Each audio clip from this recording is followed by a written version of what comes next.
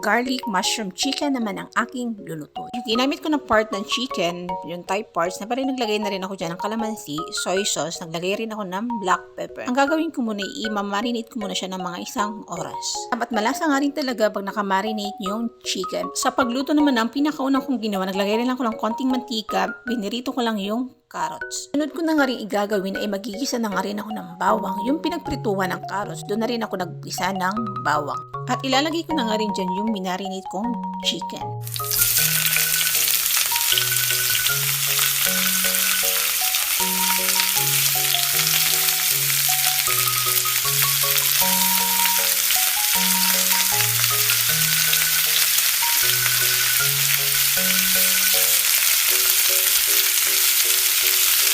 Ilalagay ko na nga rin dyan yung 1 pack na mushroom. Bali maliit lang din na mushroom ang aking ginamit. At ang pinakuli ko nga rin, ilalagay nga rin dyan yung pinarito kaninang carrots. Ito yung ulam na napaka-simple at madali nga rin talaga siyang lutuin. Bali ito na nga pala yung aking nalutong garlic mushroom chicken.